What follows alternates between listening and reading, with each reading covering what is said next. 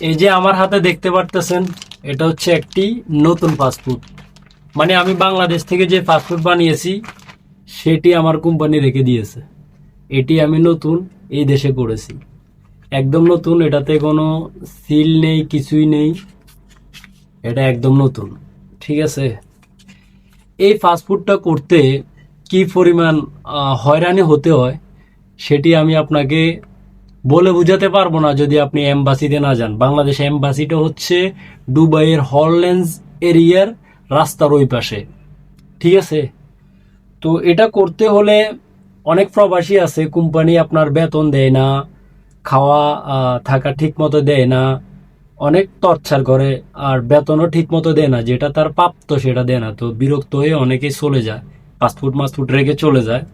তো এই পাসপোর্ট করতে হলে প্রথমে কি করতে হবে আপনাকে, আপনি একদম নিশ্চিন্তে থাকুন যে কোনো কোম্পানি যদি আপনাকে টর্চার করে চলে আসুন, এই পাসপোর্ট করতে আপনি পারবেন।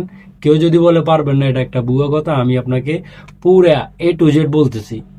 প্রথমত আপনি একটা পুলিশ ক্লিয়ারেন্স নেবেন যে কোনো টাইপিং সেন্টার দোকান থেকে, সেটা নেবে 125 দিরহাম। এরপরে আপনাকে ওরা বলবে আপনি কি ইমার্জেন্সি বানাবেন নাকি নর্মাল।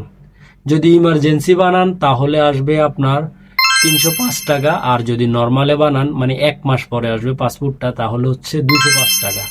অর্থাৎ 125 প্লাস 205, 330 দিরহাম, মানে দুবাইয়ের।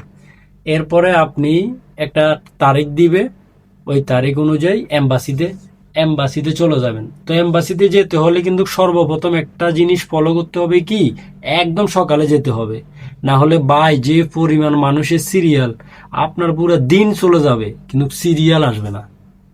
আমি ভিডিওতে দেখাবো, এখন তো এখানে বসে কথা বলতেছি, ভিডিওতে দেখাবো।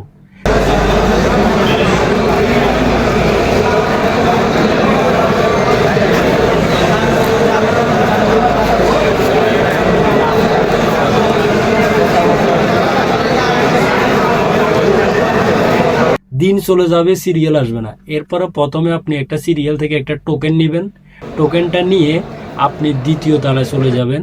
ওইখান থেকে আরেকটা টোকেন নেবেন, যেটাতে আপনাকে বসিয়ে আপনার ফিঙ্গার নেওয়া হবে, ফেস নেওয়া হবে। ঠিক আছে, ওইখান থেকে এসে আপনি নিচে একদম যেখানে সিরিয়ালে ছিলেন ওইটার পাশে একটা কুরিয়ার সার্ভিসের একটা রুম আছে, ওইখানে যাবেন। ওইখানে 15 দিরহাম দিতে হবে, আপনার ঠিকানা দিতে হবে। আপনার ঠিকানা দিলে ঠিকানা বরাবর 1 মাস পরে বা যাই কদিন পরে আসুক, পাসপোর্ট আপনার জায়গা বরাবর পৌঁছে যাবে। তো এটা হচ্ছে যে পাসপোর্টের সিস্টেম। আপনি কোনো কোম্পানিতে মানে বন্দি আছেন, মানে পাসপোর্ট দিচ্ছে না, সমস্যা নাই, আপনি পাসপোর্ট করতে পারবেন।